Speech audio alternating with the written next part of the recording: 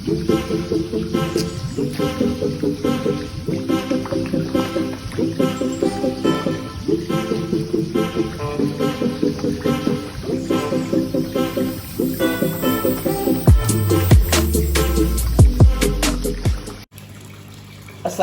warahmatullahi wabarakatuh. Halo semua pencinta koi, semoga kalian diberikan kesehatan. Balik lagi bersama saya. Kali ini saya akan membahas tentang isi filter di kolam koi saya.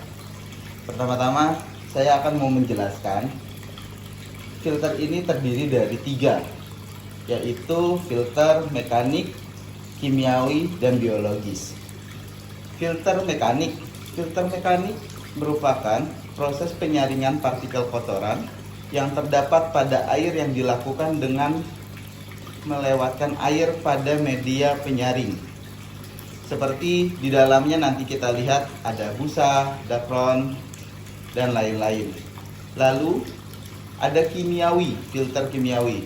Filter kimiawi adalah proses penyaringan untuk menghilangkan zat kimia atau beracun dalam air dengan melewatkan air pada media kimia agar zat yang merugikan dapat terikat, seperti karbon aktif, batu zeoloid, dan lain-lain. Nanti kita lihat juga. Lalu yang terakhir, filter biologis. Filter biologis merupakan proses penyaringan untuk menguraikan amonia pada air dengan melewatkan air pada media biologis berupa jasad renik atau bakteri pengurai amonia. Filter biologis perlu dibersihkan untuk menghindari penyumpatan menggunakan air bersih bebas klorin agar bakteri di dalam tidak mati. Terjadinya siklus nitrogen, bakteri akan merubah amonia menjadi nitrit. Kemudian bakteri nitrobakter merubah nitrit menjadi nitrat. Itu penjelasan dari awal adanya 3 filter tersebut. Lalu kita coba cek isi filter di kolam koi saya. Dikarenakan kira-kira sudah hampir 2 bulan saya tidak pernah menguras kolam koi, rasanya hari ini saya perlu menguras untuk mengecek apakah ada sumbatan atau yang memang sudah kotor dan perlu dibersihkan. Walaupun memang secara dilihat masih lumayan cukup jernih. Pertama-tama saya kurangi air karena untuk menghindari becek di sini, karena di sini merupakan rumput dan tanah yang lumayan becek, maka saya kurangi dulu. Lalu yang kedua,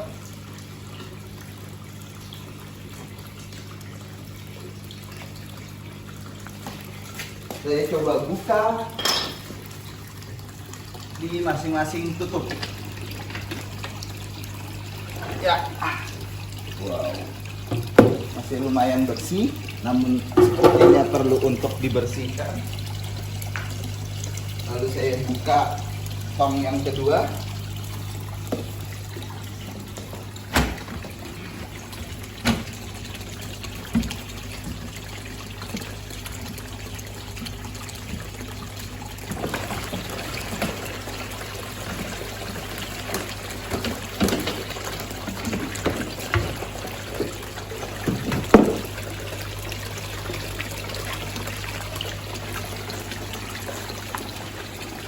Setelah paralonnya tercabut, mungkin tadi saya terlalu keras menariknya, coba saya pasangkan kembali.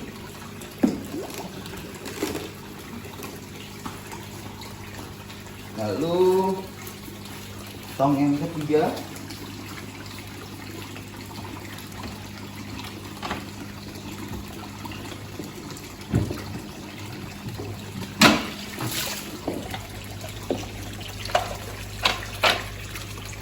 dan tong yang terakhir. Di sini saya tidak bisa copot karena tersambung dengan lambung besi. Kemudian saya mencoba, karena di setiap masing-masing tong terdapat pembuangan, maka saya coba gunakan kunci Inggris untuk membuka pembuangan masing-masing tong tersebut agar keluarnya langsung dari bawah, dan kotoran-kotoran yang di bawah bisa langsung keluar dan tidak mengendap. Tong pertama sudah, lalu kita coba tong yang kedua.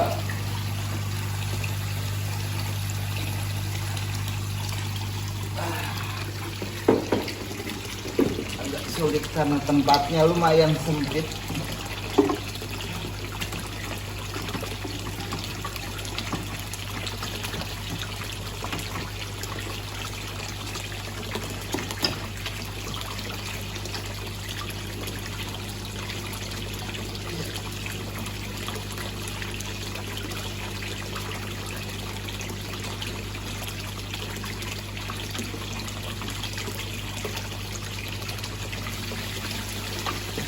Tong yang kedua sudah, tong yang ketiga,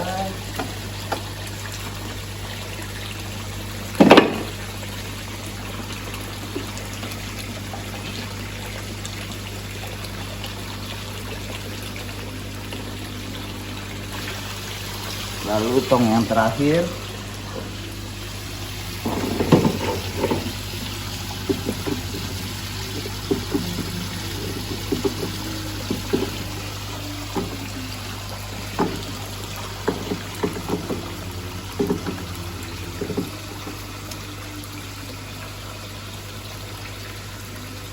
Kalau tong yang hitam ini filter juga ya?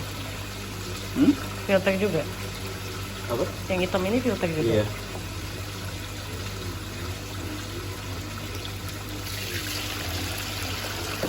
Ya, di sini kurangnya karena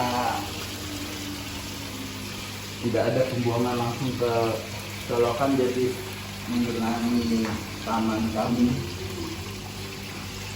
Lalu sambil menunggu air yang keluar dan bersih, biasanya saya coba untuk mengeluarkan beberapa filter yang memang kiranya bisa dibersihkan, seperti ini.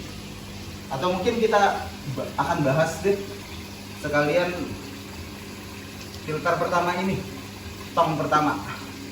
Nah, pertama kita keluarkan ada beberapa apa ya sebutannya, kapas. Lalu di sini ada black, ya kapas lebih serat lebih itu, cuman nanti mungkin saya akan tulis masing-masing tong akan ada apa aja ya, biar lebih gampang dan mudah mengingatnya. Cuma dikarenakan kemarin ada beberapa perubahan, lalu saya tambahkan karena saya baru beli juga batu atau kerang untuk menaikkan pH di air. Wow, nampaknya sih kotor.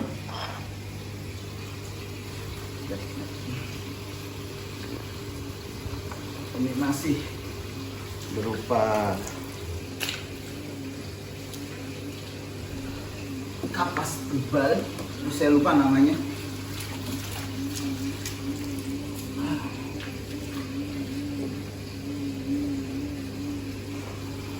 Lalu di sini ada jet net.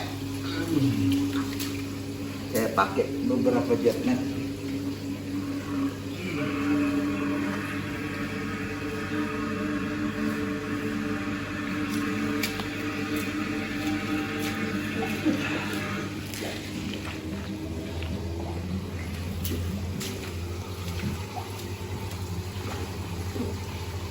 Lalu ada hati-hati. jaring nelayan. Saya juga menggunakan jaring nelayan.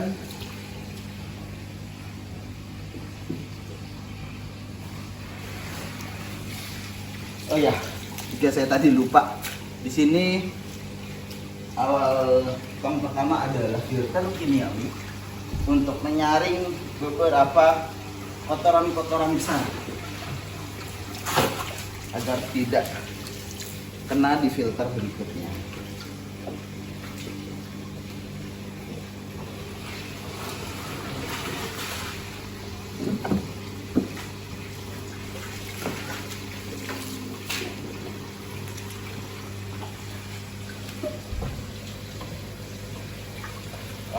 Sudah. Untuk filter 1 cukup.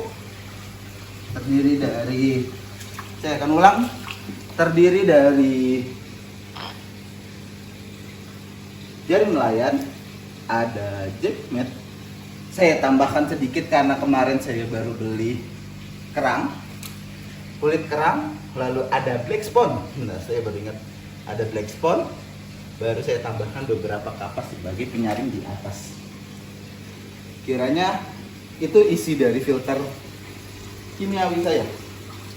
Sambil saya menunggu ini, kiranya saya akan coba untuk membuka atau melihat filter nomor 2, tong 2.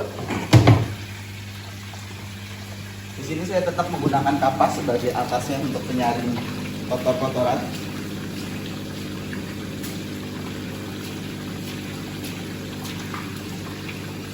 Lalu saya punya, nah di sini ini terdiri dari ada bioring, bukan bioring ini asli. Saya juga lupa namanya lagi, namun ini sangat baik dan sangat direkomendasi untuk para pencinta koi untuk jadi filtrasi yang cukup baik.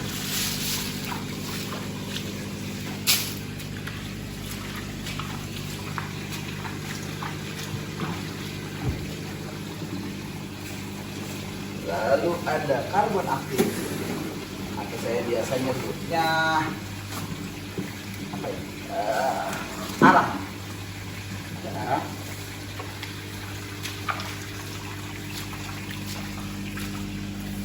Mungkin di sini harusnya tidak perlu dikeluarkan secara satu persatu, namun karena biar saya mau ingin menjelaskan isi dari filter saya. Ini apa? Ini, aduh saya lupa juga namanya. Pokoknya salah satu yang sering digunakan untuk filtrasi. Maaf ya teman-teman kalau saya banyak lupa, cuman mungkin nanti saya akan saya akan komen di bawah Di description box ya. Ya. Nah, ini baru namanya bioring. Saya baru ingat ini bioring. Saya juga menggunakan bioring.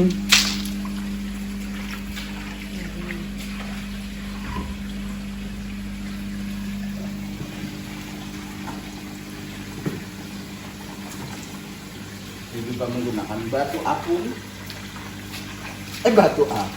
Biobol. Sorry. Saya juga menggunakan beberapa biobol. Jadi karena saya tidak terlalu paham, maka saya coba untuk akhirnya untuk memasukkan semua yang memang banyak orang masukkan.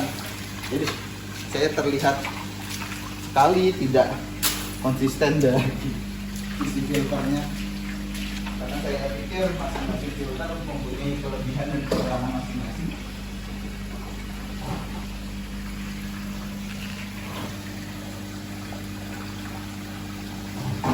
Di sini ada batu apung. Saya juga menambahkan di sini batu apung. Di sini lebih tepat sebenarnya untuk menyaring beberapa bakteri. Tempat bakteri.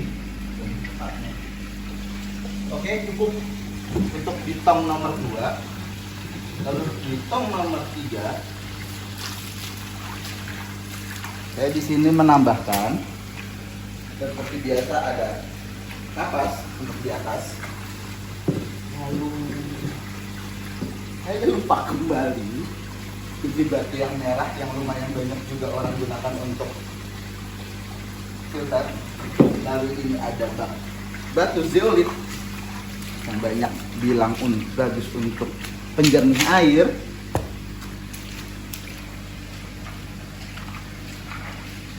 Lalu yang ketiga, nah di sini justru kami banyak, ini hanya beberapa untuk menambah aja ya. Kemarin karena agak lumayan kosong, saya tambahkan black spon dan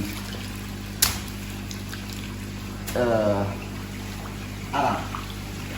Oke ini teman-teman, kalau memang ternyata nggak boleh ketika filter biologis, kimiawi atau mekanik digabungkan. Karena kemarin saya merasa satu ember belum penuh dan saya tidak punya yang terkait dengan itu lagi, maka saya coba gabungkan saja masing-masing. Ini saya tambahkan lagi arang aktif.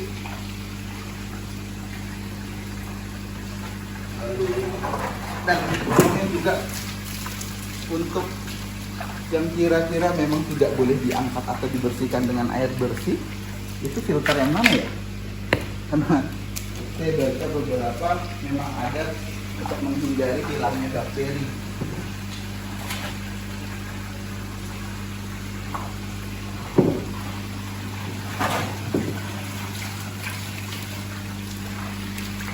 Ini kulit kerang. Di sini pusatnya kami taruh kulit kerang sebagai penambah kadar pH, karena setelah kami hitung bahwa pH di sini hanya di batas bawah, yaitu sebesar 6,5.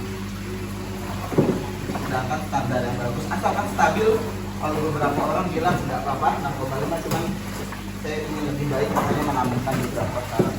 Nah, ini batu merah juga, atau sebutannya batu apung tadi. Untuk bakteri atau untuk cukup di dalam sini. Lalu di bak terakhir adalah ini saya hanya menaruh, oh iya lupa, lampu UV saya lupa dimatikan dulu kali ya. Di sini saya ada lampu UV sebesar 35 watt.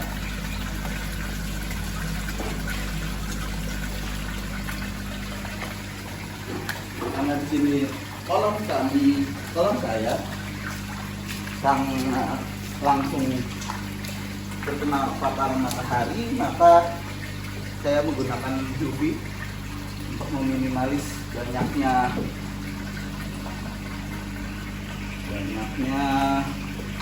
lumut. Oke, kiranya sudah teman-teman, saya ingin membersihkan dulu, maaf ya karena kotor. Oke teman-teman, saya juga minta tolong untuk kritik dan komennya ya, untuk perihal untuk membangun agar saya jauh lebih baik dari memelihara koi, dan apa yang kira-kira kurang dari YouTube saya agar bisa ditambahkan sehingga jauh lebih baik dari memelihara koi ini.